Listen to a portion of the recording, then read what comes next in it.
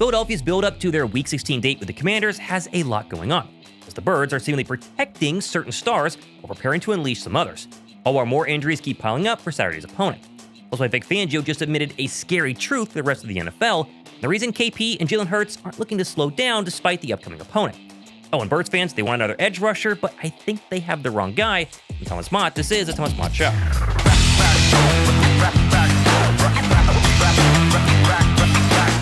Winning a game in the NFL to break a losing streak and get back on track, that's one thing. But backing up a stellar 31-0 performance 6 days prior when your team has been very up and down this season, well, for Philadelphia, that's a whole different animal. Plus, pair that with the fact it's a division rival this weekend with nothing to lose and a historic record in the NFC East on the line, Saturday's matchup in Landover, Maryland instantly becomes a litmus test for potentially the rest of the Birds season. With both teams likely missing some key starters, this weekend it's not going to be easy, yet Philadelphia has two major advantages working with them that should help keep this newfound momentum going forward. First, though, it's your last chance to enter the signed Philly Dogs helmet or the signed Jahad Campbell rookie card giveaway happening on my next video, so drop a like, comment Go Birds down below, and be subscribed. And of course, watch out for scammers. If you see somebody reply to your comment pretending to be me saying, "DM me, you've won," it's not real, it's a scammer, report them. I announced the winners on my show. My next show, I will officially announce the two winners. Now, of course, first things first. An injury report from Philadelphia's practice inside Lincoln Financial Field this week, which was due to the usual practice fields being frozen, had some pretty good news, with Jalen Hurts and Saquon Barkley both full participants and seemingly looking just fine. Saquon Barkley, shown here in a video by Tim McManus, running with that shoulder stinger, moving his arms. He looks okay. He's going to play on Saturday. And then Jalen Hurts, again, moving zero issue here on that knee, or I guess ankle issue via Zach Berman, just a few days removed from that scary late hit in the Raiders' win.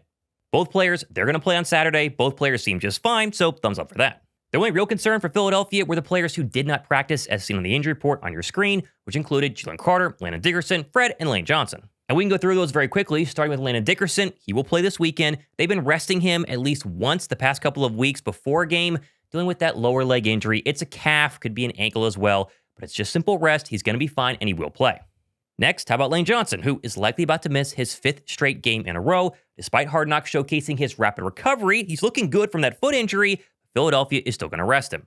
And I'm honestly at the point right now where there's no need to rush either Lane Johnson or Jalen Carter back. Like, I bet if it was a playoff week, both of them could probably play, especially Lane Johnson. He was targeting last week to go ahead and come back. But at this point, Philadelphia just needs to win 1, maybe 2 of their last 3. They're going to be the 3 seed or the 2 seed. Do not rush Lane Johnson back. Same goes for Jalen Carter. I'd rather them have, 100% or 95% Lane Johnson for the playoffs instead of 85% Lane Johnson right now with a chance for more injuries.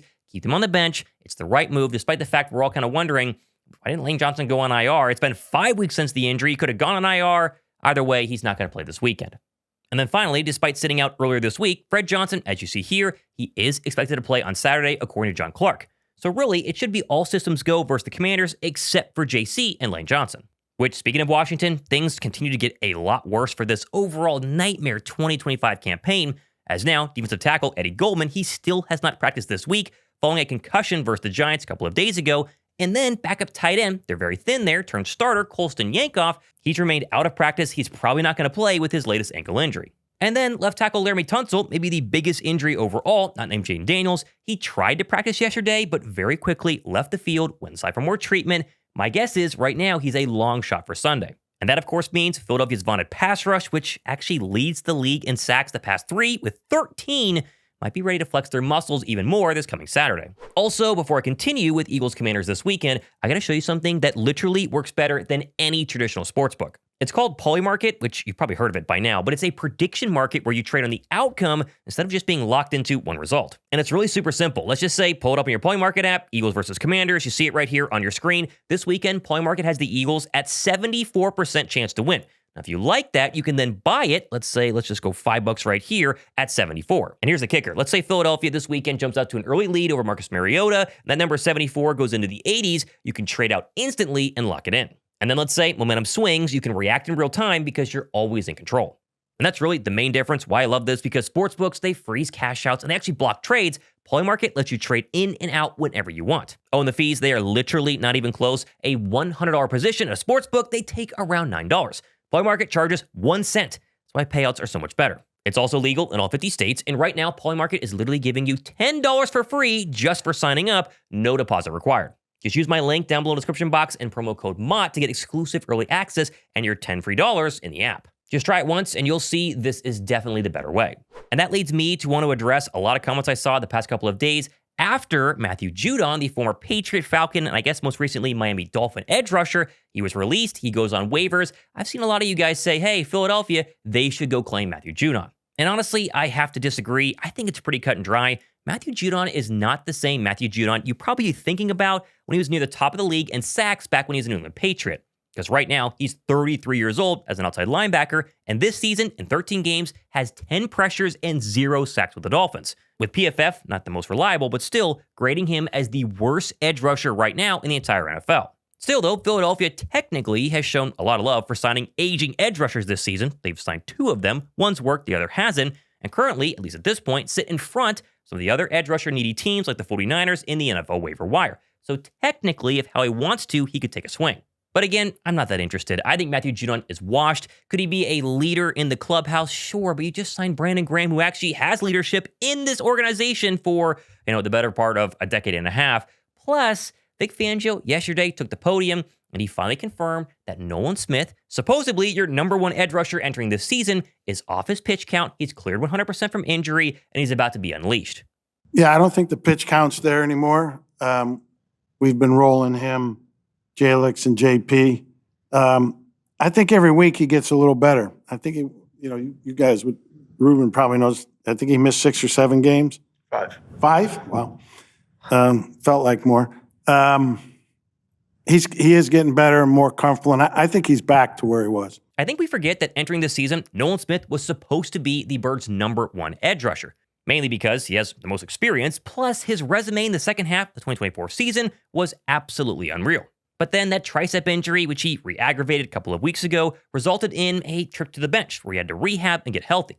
And during that time, we saw the explosion of Felix Hunt, the return of Brandon Graham, and obviously the arrival of Jalen Phillips. So a lot of people, including myself, kind of put Nolan on the back burner and forgot, maybe unknowingly, just how good he can be whenever he got healthy. And then this past weekend, versus the Raiders officially happened, and Nolan Smith was off the pitch count, and he had his first game since coming back from the tricep injury with a normal amount of snaps. I think he played 63% of the total defensive snaps. That's about right for him overall at the end of last season. He's back now. He's ready to roll, and it's like Philadelphia gets another edge rusher into the fold. And what's really crazy is, despite the fact he's been on a pitch count the past couple of weeks, since week 10, he has a higher pressure rate than both Jalix and Jalen Phillips by quite a large margin. I mean, don't forget last season, Nolan Smith registered 7 sacks starting in week 14 and going throughout the playoffs. And if that's the case, and we're going to get this kind of run, hopefully by Nolan Smith the rest of the year, there's obviously zero need for Matthew Judon, and man, Vic Fangio's unit is about to get a whole lot scarier as they march towards the playoffs. Plus, take all of that and then throw in the Jalen Phillips factor, because Jalen Phillips, as he told the media yesterday, he's never really played, 1, in the playoffs. Most of the time, the Dolphins have made it. He's been injured. And 2, he's never had a chance to win his division. Can happen this weekend. He sounds extra motivated to not only win versus the Commanders, but put on a show as Philadelphia hopefully has a long extended playoff run. For me, like you said, I've never been a division winner before, and even kind of seeing the history of this, I didn't realize how competitive the NFC East is, just in the sense that there's, I think, not very. Wasn't the last time there was back-to-back conference? 21 years. Yeah, exactly. So I think it's pretty rare in a talented conference like this. So it's something that's exciting to be a part of, and I'm just glad that I get to be a part of it. So it would be fun. And I think all of this ties right back into the Commander game on Saturday, because that is a football team with a ton of injuries and nothing to play for, and Philadelphia's defense could be circling the waters for a massive shutout yet again. Right now, the scariest part of the Washington Commanders, I guess besides the fact they're a division rival, wanting to play spoiler, blah, blah, blah, is the fact that Terry McLaurin is back. Marcus Mariota likes finding him early and often. He's also a pretty capable backup who can run around and make plays. And yet, despite that, Marcus Mariota only completed 10 passes last week. It's a Giants defense that, again, was not really in a mood to win either. Plus, as scary as Terry potentially can be, we've seen the Terry McLaurin versus Quinyon Mitchell movie before, and that was rookie Quinyon Mitchell and not second-year current All-Pro version. I think he could shut down number 17 once again this weekend. Yeah, he's a great athlete, very fast, elusive, so that's definitely one thing, rush discipline and being able to contain him. And then, they have a good running game, really solid team overall, so it's gonna be a fun one. Now, flying over to the offensive side of the football, and if you thought the Raiders were a good defense to get right against for Kevin Patullo's unit, well, the Commanders might be the perfect encore. Sure, they're on paper better than the Raiders. That's a pretty bad team overall. We just saw Jackson Dart and Tyron Tracy carve them up in the second half last week, as Dart threw for 246 yards and 2 touchdowns, while as a team, the Giants ran for 146 yards on the ground. And for me personally, I just want to see Philadelphia really build off their win last week offensively, because we've talked about a ton. The running game was better last week, the pass protection, the under center plays. If they can duplicate that and prove to us the Raiders game was not a fluke, oh man, anyone who's still not bought back into Philadelphia going on a run here might officially be able to do it come Saturday night. Because KP, during his press conference yesterday, he sure made it sound like the under center play action game is going to be here to stay. He's done a really good job. I mean, really from when we kind of started doing this early in the season and working through the Vikings game, that was a big step for him. But he works extremely hard at it. You can see him even in between periods, in between special team stuff, whatever he needs to do, he's working on his footwork, working on the timing. He's extremely dedicated to make sure he's always on time and in rhythm, and he's working the under center stuff because it is a little new. We've dabbled in it obviously in the past, but he's doing a great job with it, and he works extremely hard at it, so it's been great. Now, I have seen some people in the comments claim Philadelphia should now hide this new look offense that's had a lot of success the final 3 weeks of the season and then re-unveil it in January. That way, I guess you can keep defenses honest whenever it actually matters. But I personally think Philadelphia must go all in, at least as long as the starters play the rest of the year, because they just found this brand new success and they need to continue to build momentum for the postseason. You play, September, October, important games. You kind of find yourself. It's a new team. You find your groove, but real things are found in December, January, and February. And so I think just being built off of perseverance, being built off of learning from all of my experiences and learning from everything, you definitely look forward to those moments. The Raider game was great, but truly, Philadelphia's offense has only had a couple of good quarters and really a couple of good games as a whole. Now is the time to build off of what you just did, show the rest of the league what this offense is capable of. That way you can strike some fear in opposing defenses come January. Hiding stuff in the NFL, to me, it's pretty dumb. Like, most teams know what's coming. Most teams can watch film and figure out what you're planning to do. What Philadelphia needs to do right now on Saturday is build off the Raider win. Prove to all of us, especially the doubters out there, because I read your comments, that the Raiders win is not just because you're playing the Raiders, a collegiate football team. I've seen that comment, but because you figured things out. Because under center works, play action works, the running game works, throwing to Dallas Goedert, A.J. Brown, Devontae Smith, that works. Go out there and drop 30 on the Commanders, do whatever you need to do, show us whatever plays you want to show us, and prove to National Football League Philadelphia they're a terrifying draw as you get into the wild card round and beyond. Because let's be real, Jordan Davis nailed it during his press conference yesterday. Despite what the record is, despite the fact the Commanders have backups playing, this is still an NFL team, an NFC East team, and Philadelphia cannot take them lightly. You got to get up for every game. It doesn't matter who you play. And any given Sunday, any team could beat you if you get caught slipping. But like I said, it's division opponents. They know us, we know them. And I think it's on their mind, especially coming off of last year, the way that they lost. You want to kind of get back at the Eagles. But you have to go out there and execute. We know we're going to get everybody's best. For the Raiders to the Commanders to Dallas, it doesn't matter who we play. We're going to get everybody's best. So we have to go out there and make sure that we're on our tip-top game. And when we do our jobs, it's going to be very hard to beat. Now, of course, we got plenty more stuff happening the next couple of days and weeks, including the fact we'll be streaming the game on Saturday afternoon. Join us for that. Be sure to subscribe. And probably, I think Sunday will be my recap show, maybe Monday, but whatever video is next, I will announce the 2 winners for the giveaways. And so just don't get scammed. Watch out for scammers. Wait for me to announce it on my show, and that will be your real chance to know and proof that one of you guys did win this. So stay tuned for that. Get your comments in down below. Be sure to be entered. Thomas Mott hanging out on a Thursday. This has been the Thomas Mott Show.